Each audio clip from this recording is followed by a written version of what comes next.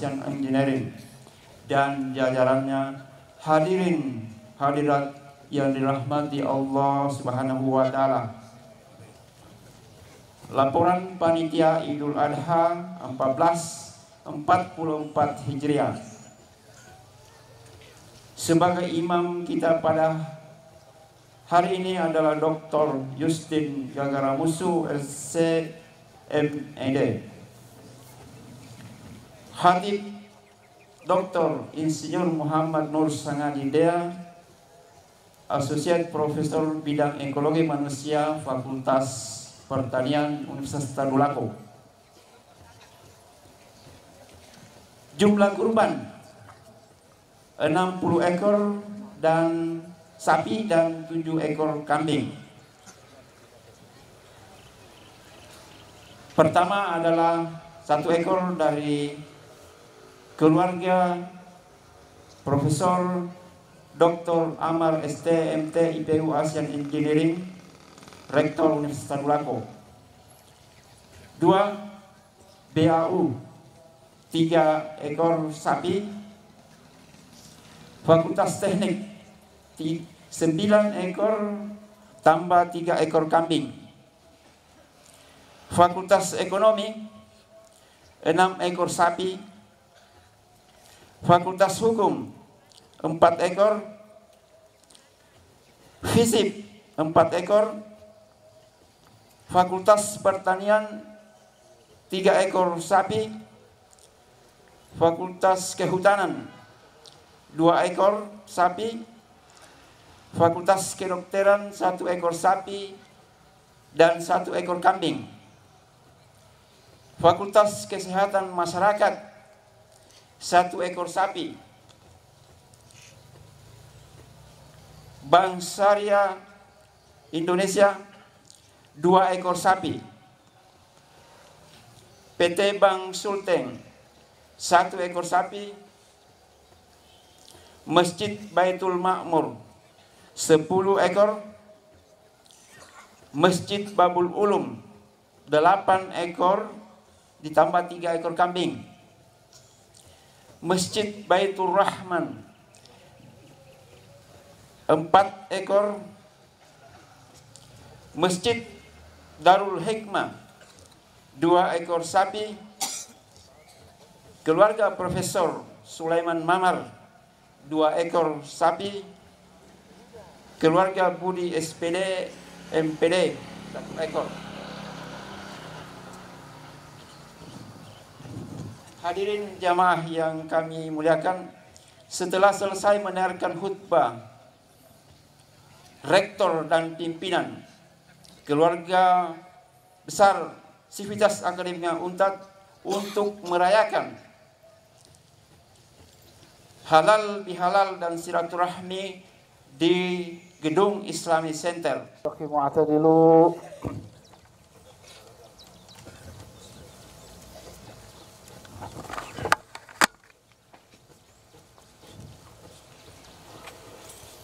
Allahu Akbar.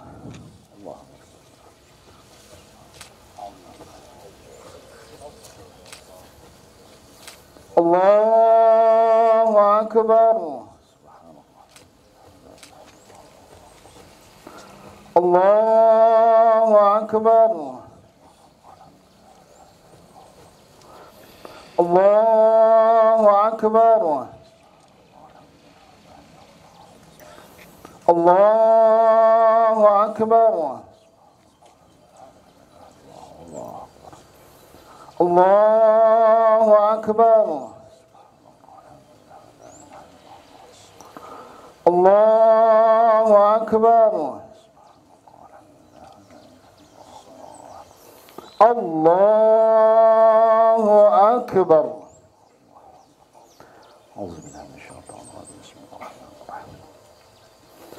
الحمد لله رب العالمين الرحمن الرحيم مالك يوم الدين إياك نعبد وإياك وإياك نستعين اهدنا الصراط المستقيم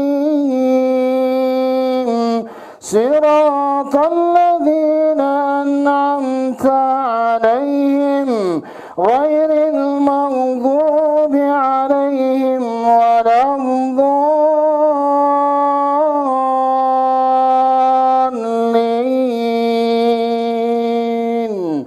آمين.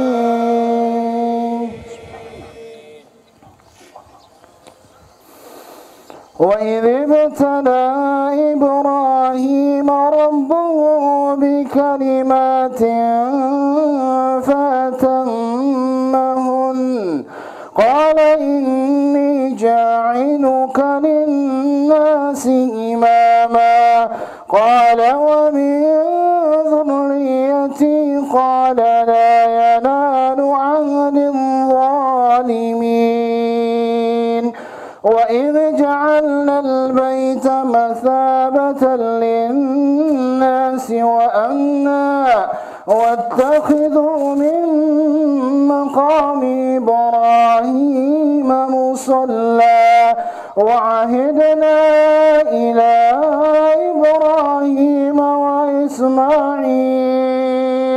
أن طهر بيتي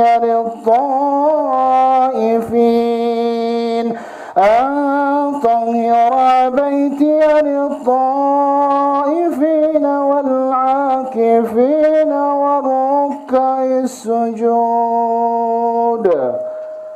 الله أكبر.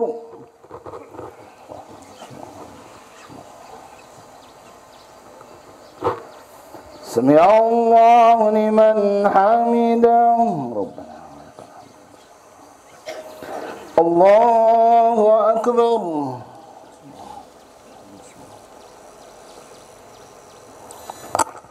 الله أكبر.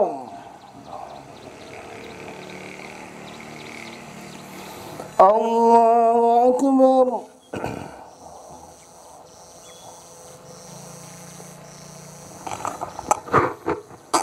الله أكبر.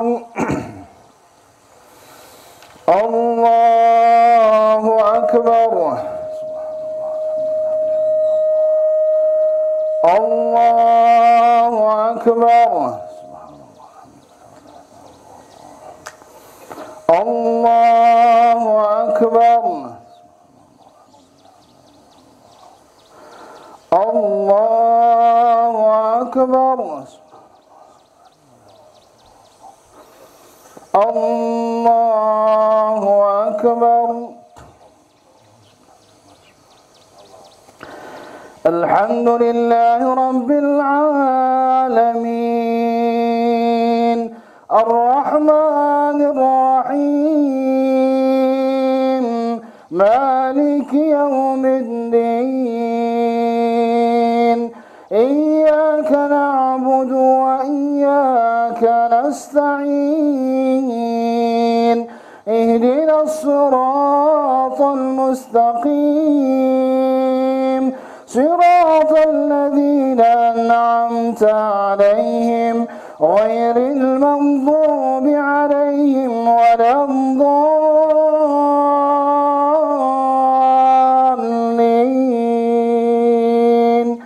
آمين.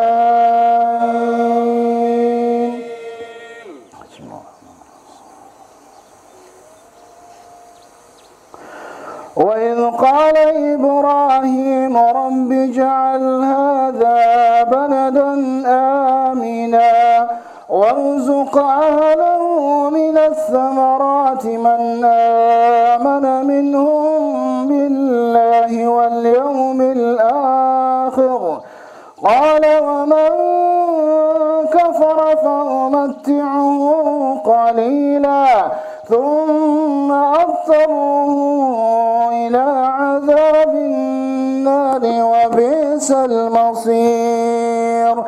وإذ يرفع إبراهيم القواعد من البيت وإسماعيل ربنا تقبل منا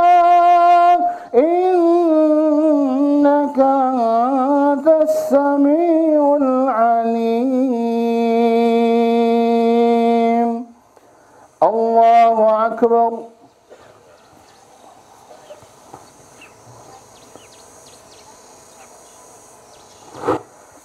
Sami Allahu liman hamidah. Rabbana lakal hamd.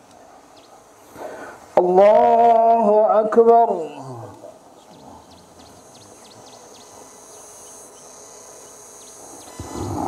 Allahu Akbar. Allahu Akbar.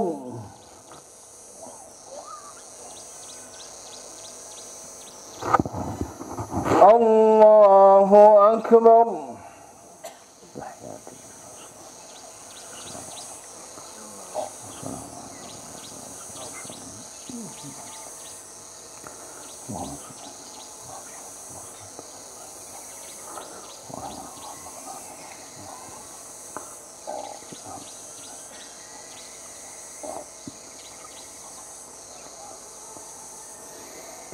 Assalamualaikum warahmatullah.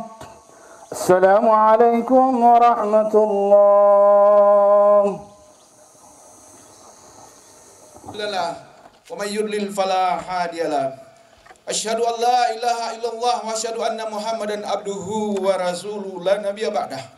Allahumma shalli wa sallim wa barik ala sayyidina Muhammadin wa ali Muhammad kama shallaita ala Ibrahim wa ala ali Ibrahim. Wa barik ala Muhammadin wa ali Muhammad kama barakta ala Ibrahim fil alamin innaka Hamidun Majid. Wa qala Allah ta'ala fil kitabil karim. A'udzu billahi minasy syaithanir rajim. Bismillahirrahmanirrahim. Ya ayyuhalladzina amanu taqullaha haqqa tuqatih wa la tamutunna illa wa antum muslimun. Shadaqallahul adzim. Masyiral muslimin muslimat rahimakumullah. Terlebih dahulu, marilah kita bersyukur kehadirat Allah Subhanahu wa taala di pagi hari yang cerah ini. Atas taufik dan hidayahnya kita bisa melafadzkan takbir kita di tempat yang sederhana ini, di majelis yang mulia penuh khusyuk. Kemudian salawat dan taslim kita sampaikan kehadiran kita junjungan Rasulullah Muhammad sallallahu alaihi wasallam. Allahumma shalli wa sallim wa barik alaih, beserta seluruh keluarga dan sahabat serta pengikutnya hingga akhir zaman. Selanjutnya, selaku khatib, izinkan kami mengajak kepada kita sekalian untuk senantiasa meningkatkan takwa kepada Allah Subhanahu wa taala. Alhamdulillah atas anugerah keimanan, rahmat dan kesehatan. Kita tiba di hari raya Idul Adha 1444 Hijrah. Marilah sejenak kita tengok orang-orang di sekitar kita pada pagi hari ini. Kemudian kita kenang mereka di sekitar kita pada Idul Adha pada waktu-waktu yang lalu. Mungkin sebagian dari mereka tidak lagi bersama-sama dengan kita. Mereka juga tidak bisa bersalam-salaman, maaf antara sesama. Mereka telah dipanggil insya Allah ke pangkuan kasih sayang ilahi.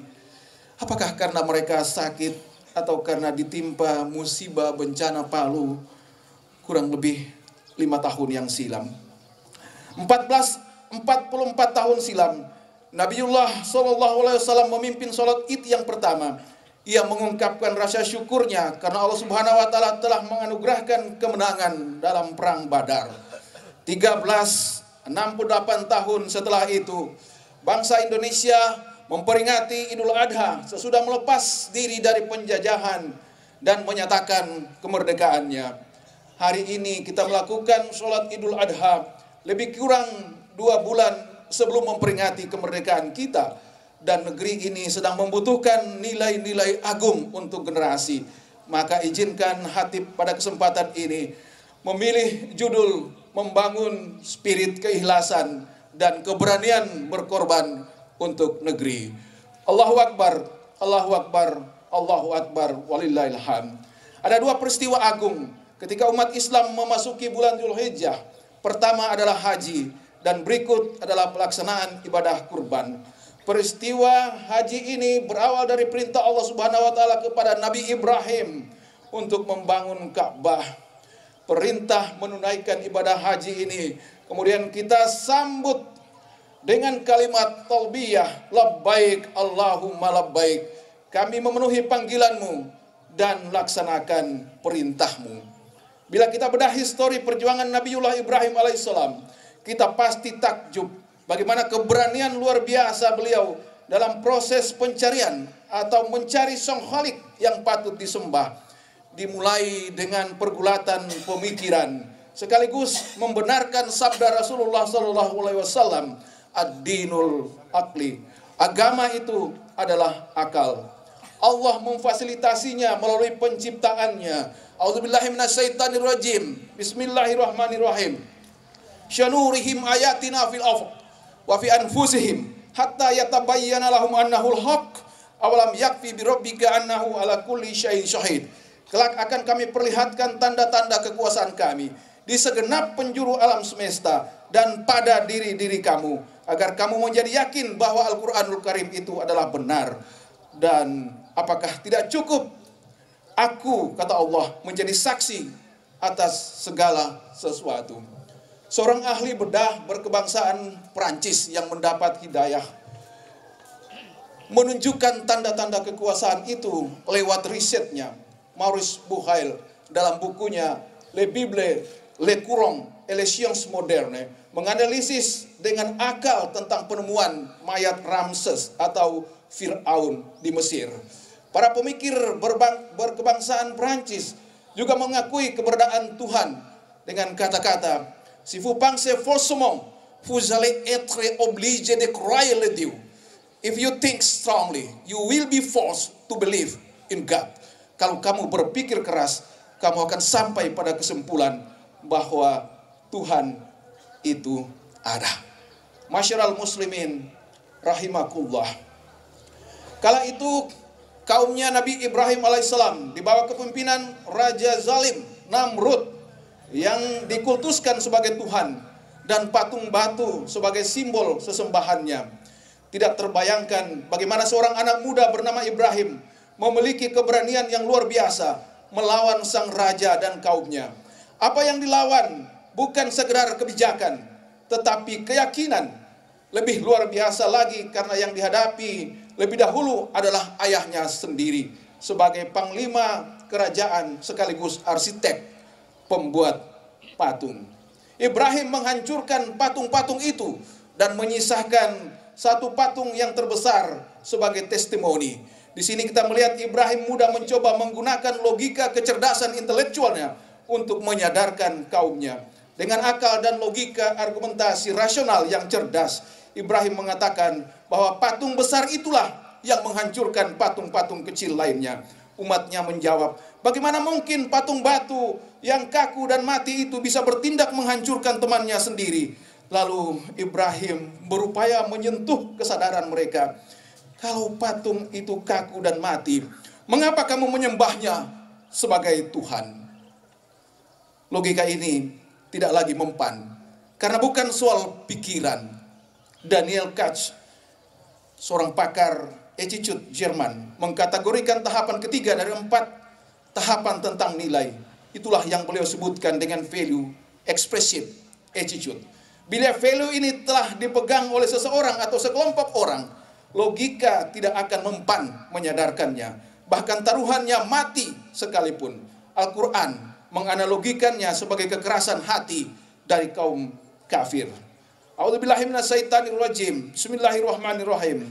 Innal ladzina kafaru sawa'un 'alaihim a'andartahum am lam tundirhum la yu'minun. Kepada mereka itu sama saja kamu beri peringatan atau tidak kamu beri peringatan.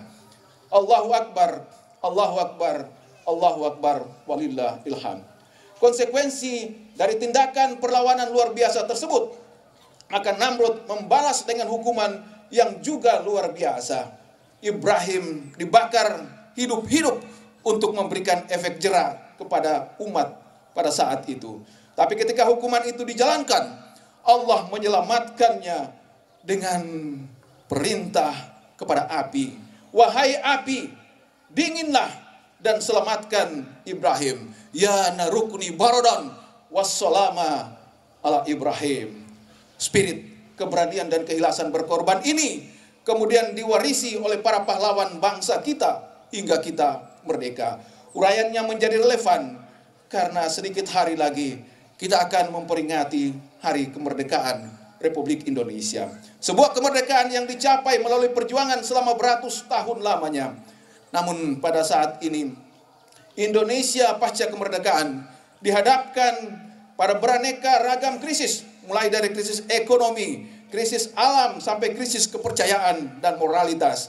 Kita saat ini seperti sulit membedakan mana yang bermoral, mana yang sebaliknya, mana berita yang benar, mana berita yang salah, mana yang berkorban dan mana yang menjalimi, mana yang berjuang untuk umat dan mana yang sebenarnya mengorbankan umat. Inilah era yang kita sebutkan dengan era post-trust. Krisis moralitas ini kemudian menimbulkan krisis-krisis ketidakadilan, baik ekonomi, hukum. Akhirnya kita hampir putus asa untuk saling percaya. Pada saat ini sangat sulit mencari pemimpin yang siap berkorban, menteri yang siap berkorban, anggota parlemen yang siap berkorban, pejabat yang siap berkorban, pendidik yang siap berkorban, siswa dan mahasiswa yang siap berkorban. Mungkin ada, tapi tidak nampak secara sangat jelas. Kebanyakan dari kita lebih memilih memikirkan diri sendiri, isi perut sendiri, dan untung sendiri. Para jamaah sekalian, kita saat ini seperti menjadi satu bangsa yang kehilangan identitas. Seorang sahabat saya berbangsa asing yang sangat mencintai Indonesia, dia bilang Indonesia right now is the country where the people don't know who they are. Indonesia hari ini telah menjadi satu bangsa yang rakyatnya sudah tidak tahu siapa mereka sebenarnya. Kita seperti menjadi bangsa mafioso, yaitu kelompok kejahatan yang punya semboyan l'omerta, mengusung prinsip take it from the people what they have before they take it from you what you have. Ambil dari orang apa yang mereka punya sebelum mereka mengambil dari kamu apa yang menjadi milik kamu. Itulah mafioso. Mengerikan, sangat mengerikan. Karena dunia pendidikan ditengarai menjadi kontributor signifikan. Abdullah Hemahua, mantan penasehat KPK, mensinyalir dari 1.353 orang yang ditangkap oleh KPK, 80% adalah sarjana, S1, S2, S3, hingga profesor. Angka ini dibenarkan oleh Mahfud MD, Menko Polkam kita. Kesimpulan yang lebih mengerikan lagi, karena ternyata pendidikan kita memproduksi koruptor. Pendidikan kita memproduksi pencuri. Sebagai guru, berhentilah kita membuat apologize, membela diri dengan fakta ini. Jadikanlah ini tantangan. Jangan lagi kita terjebak menjadi pengkhianat seperti yang ditulis oleh Yulen Benda dalam tulisan yang berjudul Le Trahison de Clark, pengkhianatan kaum intelektual. Oleh karena itu, mari kita dorong spirit keikhlasan dan keberanian berkorban ini menjadi kata kunci untuk menemukan kembali rasa kebangsaan kita. Spirit yang dibangun oleh pendahulu kita, the founding father, dengan seluruh syarat yang kita punya untuk mendirikan negara ini. Gus Dur selalu mengulang-ulangnya, la raison d'être d'une nation, yaitu alasan-alasan berdiri bangsa.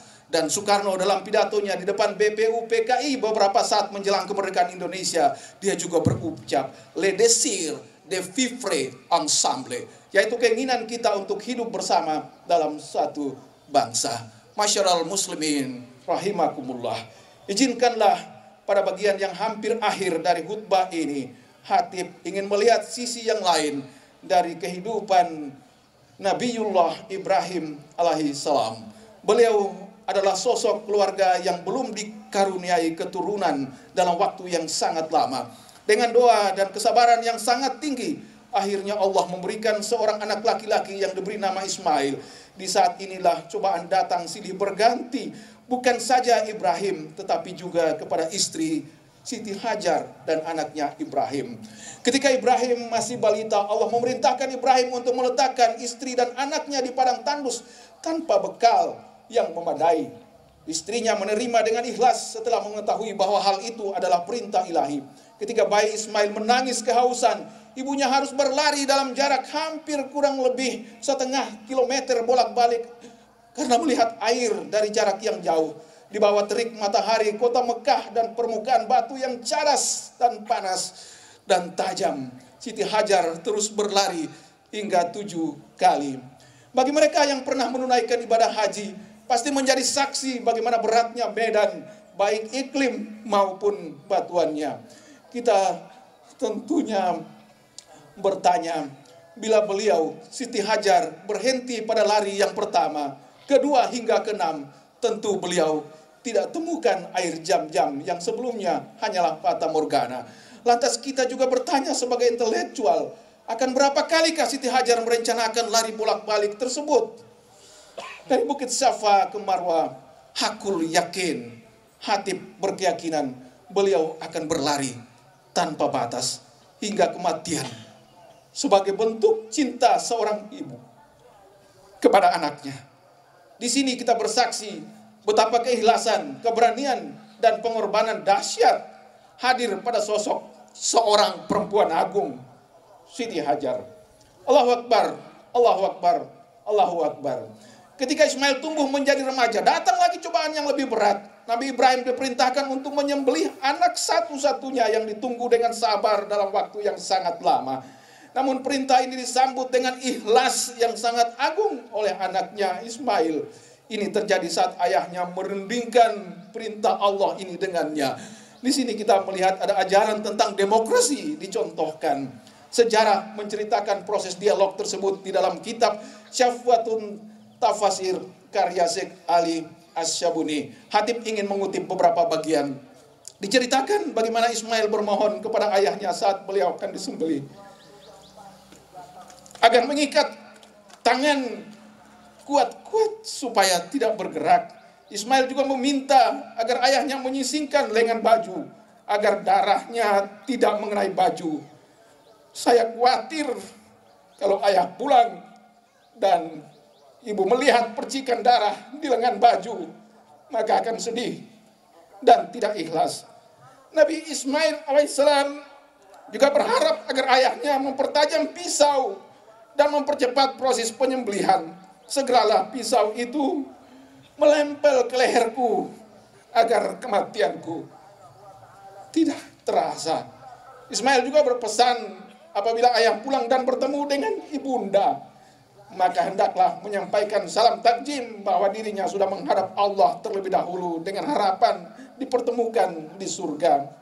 Terakhir, kalau ayah dan ibu ingin mengenang dan ingin melihat baju yang dikenakan, boleh saja dilakukan dengan harapan dapat menjadi penawar rindu. Masyarul muslimin rahimakumullah. Demikianlah nilai, value, pelajaran, lesson learned, hikmah yang kita petik dari Nabiullah Ibrahim bersama keluarganya. Keluarga yang tidak putus didera cobaan, ujian yang maha dahsyat. Inilah hikmah bagi kita yang penuh dengan keluhan dalam hidup kita. Berkacalah kepada ujian dan cobaan yang dialami Nabiullah Ibrahim ini. Allah berfirman, Dia tidak akan membiarkan kita mengatakan beriman tanpa diuji. Hasiban nasu ayyutraku ayyakulu amanna fahum la yuftanun. Apakah manusia mengira mereka dibiarkan mengatakan beriman padahal mereka belum diuji? Maka kita temukan nilai yang sangat agung lahir dari cobaan-cobaan ini. Nilai itu adalah keikhlasan, keberanian, pengorbanan, kesabaran, kepatuhan, kegigihan, pantang menyerah, berbagi, bahkan nilai demokrasi dan nilai keteladanan lain-lain. Nilai-nilai inilah yang harus diemban dan diteruskan kepada generasi kita sebagai generasi dari umat yang terbaik. Kuntum khaira ummatun ukhrijat linnas ta'muruna bil ma'ruf wa tanhauna 'anil munkar wa tu'minuna billah. You are the best people in the world, and your duty is ask people to do something right and avoid them to do something bad. Kamu adalah sebaik-baiknya umat. Tugasmu adalah mengajak mereka kepada kebaikan dan cegahlah mereka dari berbuat mungkar dan bertakwa kepada Allah. Kita punya dua pilihan, menjadi orang baik saja atau juga mengajak orang untuk berbuat baik. Bila kita hanya menjadi orang baik, kita akan disenangi oleh semua orang. Tapi bila kita juga mengajak orang berbuat baik, siap-siaplah menjadi musuh bagi banyak orang, bahkan oleh semua orang. Seorang ahli pernah berkata, you will be the enemy for all of the people until most of them understand your idea. Kamu akan menjadi musuh bagi semua orang sampai sebagian besar dari mereka itu sejalan dengan pendapatmu. Karena itu, hampir seluruh nabi dan rasul Allah pada awalnya menjadi musuh bagi kaumnya sendiri. Mereka adalah utusan langsung dari Allah Subhanahu wa taala, apalagi kita. Maka teruslah semangat untuk menyuarakan kebenaran dengan ikhlas, dengan kesediaan berkorban. Allah menyemangati kita dengan firman-Nya, Inna a'taina kal kausar fasalli li rabbika wanhar innasa niyaka wal abtar. Sesungguhnya kami telah memberikan kepadamu nikmat yang banyak, maka dirikanlah solat karena Tuhanmu dan berkorbanlah. Sesungguhnya orang-orang yang membenci kamu ialah mereka yang terputus rahmatnya dari Allah. Surely your enemy never be successfully in acting they do. Allahu Akbar, Allahu Akbar, Allahu Akbar. Semogalah pelajaran Idul Adha ini memberikan kita spirit keikhlasan dan keberanian berkorban untuk negeri, bagi kemaslahatan umat Islam dan umat manusia seutuhnya. Marilah kita menundukkan kepala sejenak untuk berdoa kepada Allah Subhanahu wa taala. A'udzubillahi minasyaitonirrajim. Bismillahirrahmanirrahim. Innallaha wa malaikatahu yusalluna 'alan nabi. Ya ayyuhalladzina amanu sallu alaihi wasallimu taslima. Allahumma salli wa sallim wa barik ala sayyidina Muhammadin wa ali Muhammad kama sallaita ala Ibrahim wa ala Ibrahim wa barik ala Muhammadin wa ala ali Muhammad kama barakta ala Ibrahim fil alamin innaka Hamidun Majid. Ya Allah, di saat-saat yang syahdu ini kami segenap hamba-Mu berkumpul, bersimpuh di tempat yang suci, yang penuh rahmat, menyebut nama-Mu yang agung, berzikir, bermunajat kepadamu dengan takbir, tahmid, dan tahlil. Duhai Rabb, bersihkan hati dan jiwa ini dari hasad dan dengki. Persatukan jiwa-jiwa ini dalam cinta karena-Mu dan dalam ketaatan kepadamu. Jangan Engkau biarkan setan musuh-Mu menggerogoti persaudaraan kami. Ya Allah, berilah bimbingan-Mu untuk pemimpin negeri ini agar dapat berlaku adil dengan syariat-Mu di atas bumi yang tidak sejengkal pun melainkan milik-Mu. Ya Rabb, ampuni kami atas khilafan dan dosa kami kepada anak-anak kami, kepada suami kami, kepada istri kami, kepada keluarga dan kerabat kami. Ya Allah yang mengetahui segala keburukan, aib dan maksiat, ampunilah kesalahan kami pada masa-masa yang lalu dan karuniakan kami jasad yang terpelihara dari maksiat, terpelihara dari harta haram, terpelihara dari makanan haram, terpelihara dari perbuatan haram. Izinkan jasad ini pulang kelak jasad yang bersih. Ya Allah yang Maha Penyayang, sayangilah kami, sayangilah kedua orang tua kami yang telah berpeluh lelah merawat dan mendidik kami. Ampuni setiap kata keras kami yang pernah terlontar kepada mereka. Ya Allah, ampuni sikap tak peduli kami atas mereka. Ya Allah, berikan kesempatan kami berbakti pada mereka.